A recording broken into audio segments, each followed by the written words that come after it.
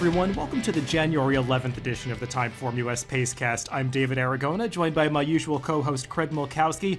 Craig, this week on the podcast, we're looking back at last week. Only a couple of graded stakes on the calendar. We had the Grade 3 Tropical Turf at Gulfstream and the Grade 2 Santa Ynez at Santa Anita. But on weekends like this, where it's pretty quiet with graded stakes, I like that we get to take more of a look at some maiden and allowance races that were interesting, because we get to highlight some horses that are up-and-comers in their divisions and might be worth talking about in stakes company down the line. And I think we've got a lot of horses that fall into that category this week. Yeah, I think I've mentioned before, I actually prefer these weeks. I mean, anybody can probably talk about a week with a bunch of grade ones, and most people are going to agree on what happened. But I like these times where we find horses that are maybe a little bit under the radar. Well, we're going to talk about a few of those horses at our first venue, Gulfstream Park, but we're going to start things off at Gulfstream by talking about that graded stakes that was their feature on Saturday, the Grade 3 Tropical Turf, and probably not the strongest edition of this race, Craig, especially ones we kind of did not get a top effort from the heavy favorite Largent. Largent was coming off a long layoff, having last competed in the Pegasus World Cup turf last year when he just lost to his stablemate Colonel Liam, but whatever kept him off the racetrack for nearly a year seemed to not allow him to produce his top effort here. And we had an upset as Clear Vision survived an early duel to lead from gate to wire. Yeah, Clear Vision's been in good form, running a lot of good races recently. This was obviously his best one in quite a while. He's a horse who had been claimed a couple times recently for just $25,000. He ran a 113 TimeformUS speed figure, which for him is good, but for a Grade 3 race for older males, even for just a Grade 3, this was a subpar race. And as you said, I think a lot of that had to do with Largent, who just didn't show up. He didn't really do much running at all at any point in the race.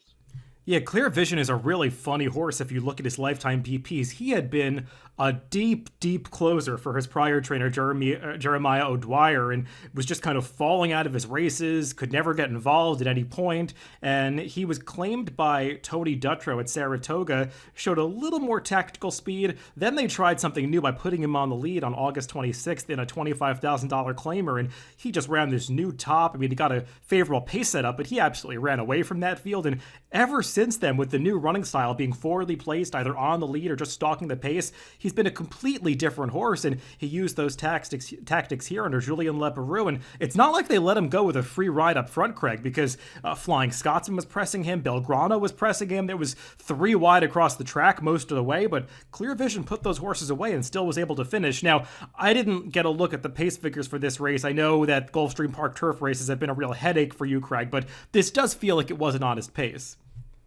Yeah, that's exactly what it was. It was honest. Luckily, this is one of the races where they did have fractions that were pretty reliable. I was able to figure out what the run-up was, and there was another race at the same distance and same gate placement on the card. So it was basically an even race. On the raw figures, the early number was a 153, the final time a 148.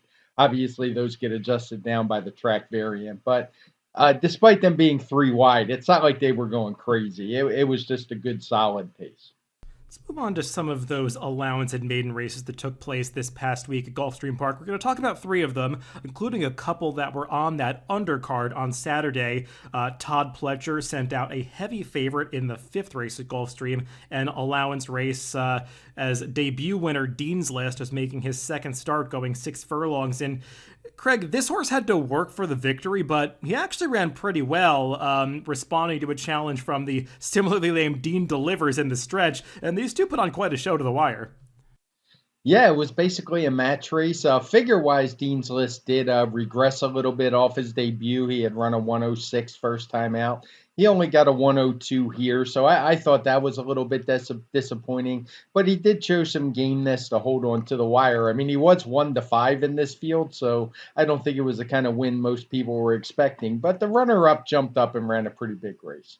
Yeah, this race actually came right after a maiden race that was won by another Todd Pletcher trainee, Ironworks, who won his debut for My Racehorse at 6-5. And Dean's List in this allowance event did run, I believe, about 3/5 of a second faster than, or 2/5 of a second faster than Ironworks. So a solid time for these horses. The runner-up definitely took a big step forward, whereas Dean's List, as you said, Craig, regressed a little bit. I feel like this horse is probably going to be more of a sprinter, not really a Kentucky Derby kind of runner. He's by Speightstown. He really has that Speightstown look to him. His dad was more of a sprinter, so one will probably see him at some sprint races, but he could be a horse with talent. Yeah, for sure. And I was going to say the same thing. He looks like just a sprinter to me. Not that there's anything wrong with that, but he's not one I would expect to see on the Derby trail or anything like that. Now, some horses that we could see stretching out further in the future ran in the 7th race, a little bit later on that Gulfstream Saturday card. This was a 1-mile maiden event, and the top two finishers here, Craig, really put on a show as Volcanic and Charge It were over a dozen lengths clear of the rest of the field, and it was just like a match race the entire way. Yeah, it was a huge gap back to third. Nobody was ever really close to him. It was a fun race to watch, and I thought both the top two ran well. Volcanic ran a 107 TimeformUS speed figure, which is a huge jump over what we saw at Saratoga. Not that that's a big surprise by any means. We expect that for horses this time of year. But yeah, solid effort from him, and I imagine he's going to want to go longer, looking at by violence out of a pulpit mare. And I thought Charge It for Todd Pletcher ran really well first time too, and he's another that will probably appreciate more distance. Oh, yeah, for sure. Volcanic had not been seen in a long time, but he had last ran in the hopeful and ambitious spot. But coming back off the layoff here for Mark Casse, I believe adding blinkers for this race, it really seemed to put a lot more speed into him, and he was much more engaged early, whereas Saratoga last summer, he would kind of drop out of his races early, come running at the end. This time he was involved from the time they rang the bell. And Charge It, that first-time starter that just barely lost for Todd Pletcher. This was a Whisper Hill Farm homebred, I believe. The Dam, I'll Take Charge, had been purchased for some multi-million-dollar sum by Mandy Pope, and I'll Take Charge. The Dam is herself out of Take Charge Lady, that excellent racehorse, and probably even better broodmare, just producing a lineage of excellent performers on the track. And Charge It by Tappet seems like one that really could have a future. These two ran a nice speed figure on debut, 107, and definitely seemed like a pair with talent.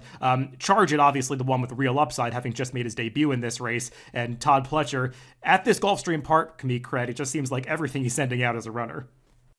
Yeah, he's absolutely been on fire. I forgot to look to see if he has the hot designation on our PPs, but if he doesn't, he will soon because every horse he sent out has run very well. Let's dial it back to Friday to talk about one more race from Gulfstream Park. This one actually for the older horses, but a returning runner that we haven't seen since the middle of last year was Collaborate, who was coming off a layoff for Sappy Joseph in this 6.5 furlong allowance race. And Collaborate, Craig, has kind of been a frustrating horse. They've tried him in some stakes along the way. He's looked really impressive in his maiden and allowance races, but when he ran against the big boys in stakes company, he would kind of be found out a little bit. Back in allowance company here, he was visually impressive once again, but I think his next race is going to tell the tale. Yeah, he ran a 111 TimeformUS speed figure. I mean, he's obviously got talent. This is a horse who went off at only 9-2 odds in the Florida Derby. Didn't run well that day, but just say he's kind of been hit or miss. He's run some triple-digit speed figures in the past and runs well, and other times he just doesn't show up at all. But he showed up here. I do wonder with him if maybe sprinting is what he will be best at. He was kind of thrown into some of those longer races, but his better races have all been around one turn.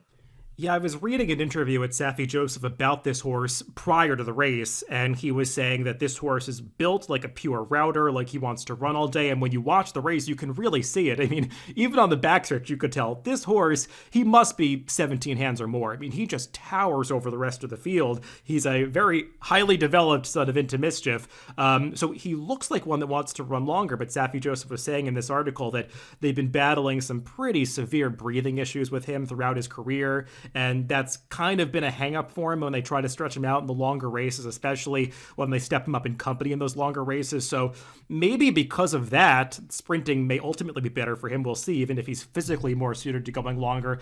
I was impressed with this race, though. I mean, he was in traffic for a lot of the way. Looked like he wasn't going to find a path at the top of the stretch, but he finished really nicely once they got him into the clear at about the 3/16 pole. So he's definitely a horse with talent. He's just a little hard to rely on moving forward. Let's move on to our next venue, Craig, out to Santa Anita. We're going to talk about that other graded stakes from this past week, the Grade 2 Santa Ynez, going 7 furlongs for the 3-year-old fillies. And back to the way it usually is out in California, where it's tough to beat Bob Baffert, and that was definitely the case in this Santa Ynez, as he sent out the heavily bet Under the Stars, who went down to, I believe, 4-5 at the last flash of this race. And she battled on for the victory, though. The top two both ran well in here. Yeah, she did. She got a nice figure, too. She was actually not favored for quite a long time in the betting, as the fans seemed to be gravitating towards Big Switch, which surprised me, because that one, even despite being 2 for 2, she's a Calbred, hadn't run particularly fast, but the bettors eventually changed it and sent out Under the Stars off the favorite. And she wound up running big, a 114 TimeformUS speed figure. She's improved every time out, and this was obviously a big jump. Again, not a surprise, or her first time going 7 furlongs. And she's another that, with her breeding, seems like she's just going to get better as they go longer. Yeah, she's one of these Baffert horses that has come around a little bit slowly. This was the best race of her career in her 4th start. It's actually interesting to look back at the debut, because in her career debut, Under the Stars finished 3rd behind Awake at Midnight, the filly for Doug O'Neill that she was battling with through the stretch of this race. And the horse that finished right between them is Adair Manor, who we're going to talk about in just a second, who won a little bit earlier in the week at Santa Anita. But Under the Stars, this race was going 7 furlongs, the farthest that she's gone so far in her career. She is a half sister, or I should say a 3/4 sister, to Bodemeister. Bodemeister being by Empire Maker. Under the Stars, out of the same dam, is by Pioneer of the Nile, Empire Maker's son. So you would think that At a Distance is eventually going to be in the cards for Under the Stars. And the way she finished here does give you some hope, because she set an honest pace and she was battling back once Awake at Midnight came to her, and it never looked like that horse was going by. No, not at all. And that's what I was impressed with it as well. The pace was solid, as you say. It's not like she went slow. It's actually slows down a little through the race, but she was pulling away and looked like she wanted every bit of some more distance. Now, that other Baffert trainee that I mentioned, Adair Manor, she had competed once after that October 31st maiden event where she finished in between Awake at Midnight and Under the Stars. A disappointing loss at 3-5 at Del Mar last time, but she stretched out to a mile in the 8th race on Friday at Santa Anita, and distance is definitely what this daughter of Uncle Mo wants, as she took the early lead and looked like, as Trevor Denman would say, just jumped in at the quarter pole when they turned for home, because I mean, she found another gear and just flew away from this field. Yeah, this was an impressive start for sure. She ran a 111 TimeformUS speed figure, and even that's knocked down a little bit because she slowed the pace down in the early stages, but she was really drawing away at the end. The final time figure was a 115, and I don't want to get too carried away, but those kind of figures that we saw from both her and Under the Stars are right there in the Echo Zulu range. So it just shows how things can change in this division with these lately raced 3-year-olds. You can't just hand things to Echo Zulu. She's going to have to keep advancing, because there's other fillies out there that can run. Yeah, I mean, a 115 final time number. I mean, I just submitted my Eclipse Award ballot where I was voting for both Malathaud and Clairiere in my top 3 for 3-year-old filly from last year, and numbers like 115, 116 were basically the ceiling for those horses last year, and Adair Manor to run a number like that in her first start as a 3-year-old is very impressive. And obviously, as you said, the final time number was 115. The TimeformUS speed figure for Adair Manor, 111, knocked out a little bit due to that slow pace, and I do want to talk about that a little bit, Craig, because I've watched some racing from Santa Anita. It's definitely felt like speed has been an advantage on the main track to varying degrees depending on the day, but especially this past weekend, if you look through the charts, a lot of gate-to-wire winners, some horses that it seemed like their victories a little bit exaggerated by setting the pace the entire way, and that may have been a bit of a factor with the Adair Manor. Yeah, it could be. I see Friday we have coded in pink as speed favoring. I don't have the charts. I just uploaded the data this morning to know if Saturday or Sunday are going to be shown in pink or red, but it's certainly a possibility when you look through the races. One more maiden winner we want to discuss from California this past weekend was actually a 4-year-old that ran in a maiden race on Saturday's card. That's Soy Tapatio, who won his fifth career start, going the mile and a 16th distance over the dirt. This horse, Craig, I think notable for the fact that he's coming out of that maiden race on opening day of the Santa Anita meet, won by Shaz, where Hopkins was second, an unusually fast maiden special weight race. And Soy Tapatio suggested the figure that race got totally legitimate. Yeah, I'll be honest. I was a little worried about that figure because he was one who took a big jump up in that race while not really being all that competitive behind Shaz and Hopkins, the two Bob Baffert trainees who both got 122s that day. But he ran right back to it with a 117 TimeformUS speed figure. He did it in his first try around 2 turns. So very promising horse. He's a 4-year-old and needless to say, I don't think the older horse division is all. It's kind of in flux. We really don't know where it stands at this point. I think after the Pegasus, we're going to lose a few horses. A lot of horses are going to ship over for Saudi and Dubai. So who knows? Maybe this horse is one who could jump into being a leading a leading older horse out west. Yeah, and it should be noted, unlike Adair Manor, that 3-year-old filly that ran on Friday, Soy Tapatio did set a more honest pace in this victory. He had to work a little bit to get to the front end, but he's another horse who did win going 2 turns in gate-to-wire fashion, so I didn't look at the Saturday as carefully to see if it was as speed favoring as it seemed like Friday was at Santa Anita, but it was the same day that Under the Stars won in gate-to-wire fashion in the Santa Ynez, so just something that's worth bearing in mind moving forward with some of these horses that won gate-to-wire on the dirt at Santa Anita. But this horse, he's just moved forward steadily with every start and seems like one that certainly has some talent for Doug O'Neill.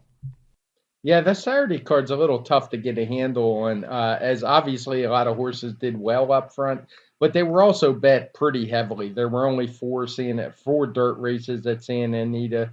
Two of the winners were odds on, and the others were 2-1 and 3-1. So it's a little tough to jump to a biased conclusion. I do like what you say, looking at the margins and seeing how the others in behind run.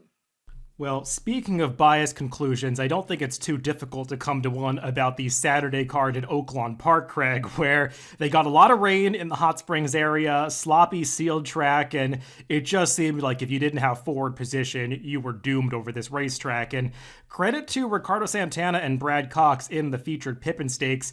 Coach did not look like the speed on paper, but she somehow was aggressively ridden enough to get to the lead, and that was all she wrote.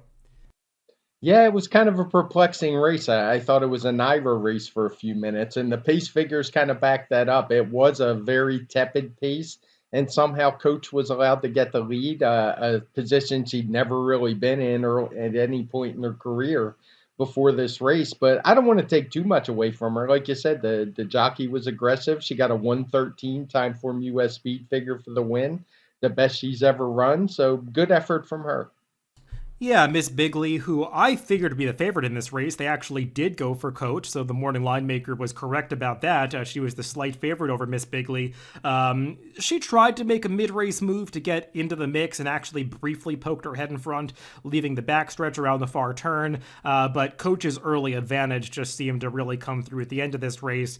The horse that we both liked, Craig W.W. Fitzy, the race was kind of over at the start for her because she's one that you would have hoped would be forwardly placed, but she was off a bit slowly, something that has become a problem for her, and from there she was just 2 rank most of the way. She actually finished okay for third, but just not the kind of trip that was going to be successful over this racetrack. Now, the one thing I did want to mention, if you look at the times, the figures might seem a little confusing, but it was really obvious looking at the times of the races that the last two races were run over a much slower track than what we saw earlier in the day. And we'll talk about the other of the last two races, the starter allowance, or the, I should say, allowance race won by Run and Ray, the final race of the day over the same distance as the Pippin, a mile with the short stretch run. And Craig, Run and Ray ran a faster final time than Coach, but a different pace situation as they kind of slowed down in the middle of the race. I don't totally buy the closing fractions for Run and Ray. I find it hard to believe he came home his last 8th in 11 and 2. But he definitely was running away from this field at the end. Yeah, I'll have to check that one out. I often don't pay attention to that last furlong when I'm doing figures. I look more at the last quarter mile. And even then, he was really drawing away. It's the pace is going to be all coded in blue for that race. But it was a big effort. Hard to say how much of that was due to the slop and the speed favoring track, but he's going to get a 112. It was a 117 final time, so it's knocked down some for that slow pace. But one thing for sure, when you look through running race PPs, is when he's allowed to be up front by himself, he's very, very tough to catch. Yeah, that's certainly true. I did not view him as the clear speed of this race, but breaking from the rail, John Court was aggressive and some others did not break as sharply, and he just seemed to be absolutely skipping over this sloppy track. He really loved it. You could tell early on he was getting over it in a way that just the others were not, and he ran away from this field. But again, this was a day at Oaklawn. If you just scroll through the charts, extremely speed favoring race after race. Horses that got to the front end outran their odds, or if you just had forward position, you were going to be successful, whereas those who were towards the back of the pack really didn't have a prayer. There were some upsets on this card due to the way the track was playing, so something to bear in mind moving forward if you're betting horses back that raced on this day. Move on to another venue, Tampa Bay Downs, where they ran some interesting allowance and maiden races from this past week.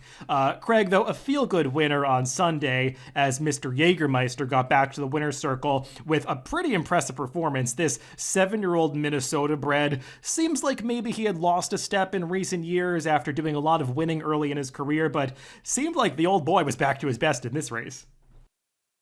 Yeah, he was. He got a 112 TimeformUS speed figure, 119 on the final time, and that kind of tells you how slow the pace was. He was 3 to 5 for a reason in here. There wasn't a lot of competition, but it was good to see him back in form. This is one of those cases where I would rate him off the 112 more so than the 119. That's what he's been running, and I just think it was a place where he didn't have a lot of competition, so he was able to run his best effort. I wouldn't be too excited if he jumped back in against tougher stakes foes.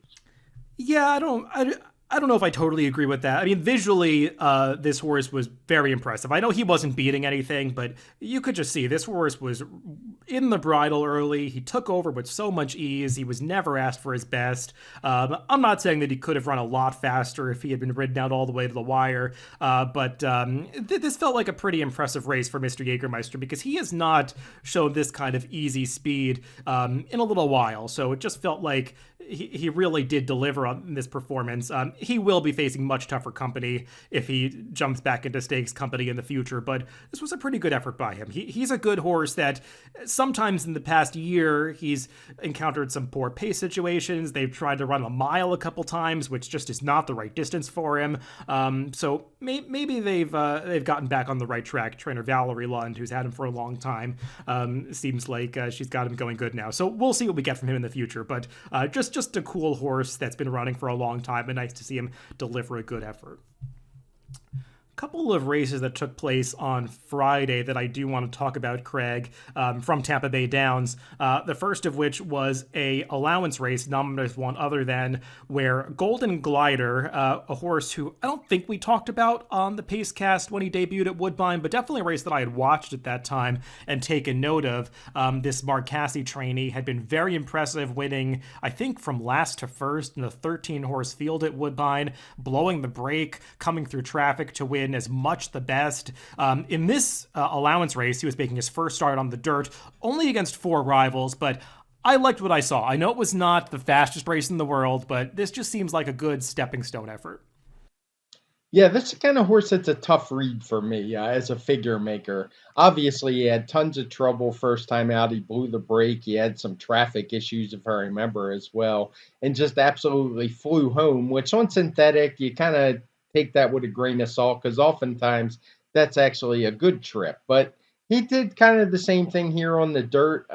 It's a race where I do think he could run faster. And I don't say that as like he wasn't asked at the wire because he was certainly running harder late. But I just think he could be put in the race a little bit earlier than he was. Maybe the plan is to just have him right behind horses, but they weren't aggressive at all. They knew what they had in this horse. So I wouldn't be surprised if this horse easily ran into the triple digits next time.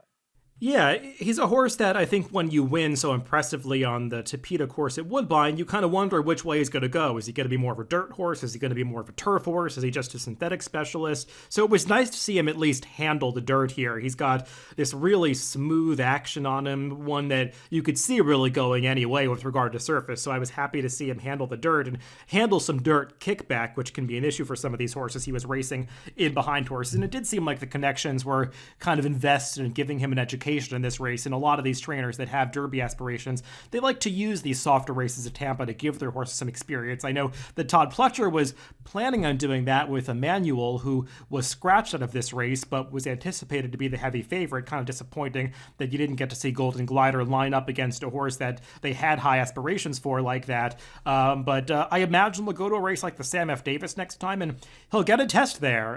He's going to have to run faster, but I've liked what I've seen from this horse visually in his first couple of starts. Moving on to another race from Tampa Bay Downs, actually later in that Friday card on the turf. This was a 1 mile grass race where Chad Brown debuted the 4-year-old gelding Microphone. And boy, Craig, debut winners on the turf do not get much more visually impressive than this guy.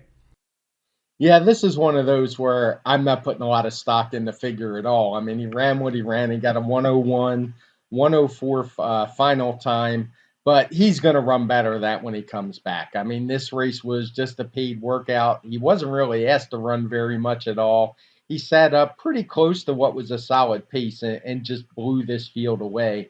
And some of these horses actually have some talent. I mean, Harpoon Harry had come in with 90 figures. Kanan was a horse who was bet pretty heavily for Christophe Clement. So, it's not like he was expected to just dominate this field. There was another horse that took money who I'm forgetting. So he made him look like a bunch of low-level claimers, in my opinion. He's one that has some talent.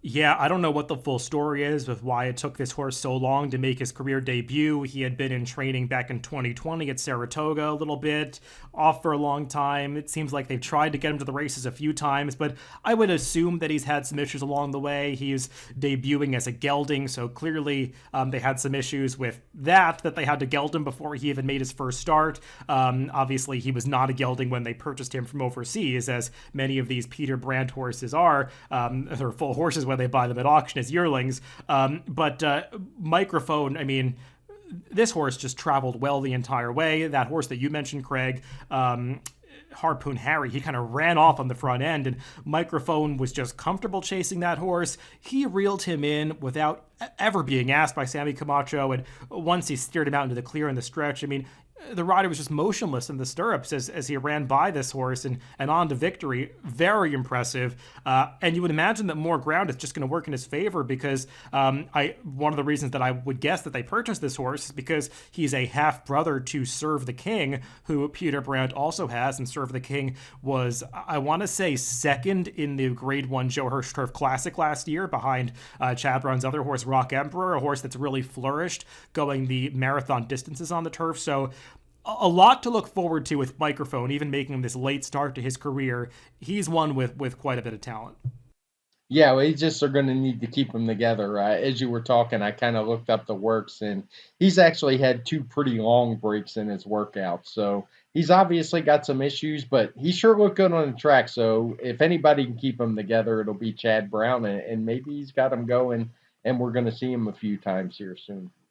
Let's close out this podcast by talking about one more race going back to Sunday's card and up north to Aqueduct, where had some cold weather this past week, but that did not seem to bother Waxman in the 7th race there on Sunday, as this has been kind of a work in progress for Todd Pletcher. He had come out of the gate firing with a big effort behind Cody's Wish in his debut at Saratoga, kind of had some trouble breaking out of the maiden ranks thereafter, some green performances, but Todd Pletcher put the bling blinkers on in his maiden victory 2 back, and it just seems like that's really gotten this horse focused, and he built on that effort here, winning going the 2-turn mile and an eighth. Yeah, he's a horse who's always showed some promise. He had run second of those first 3 times out, but he's always been pretty fast. He's run 99 or higher every single time out, and those blinkers elevated him all the way up to a 113 last time, and he kind of backed that up here with a 115. So he's a 4-year-old moving in the right direction. Distance certainly doesn't seem like it's going to be any problem for him. He loved the mile and an eighth. He's by Empire Maker out of a pulpit mare, so I would expect to keep seeing him around 2 turns.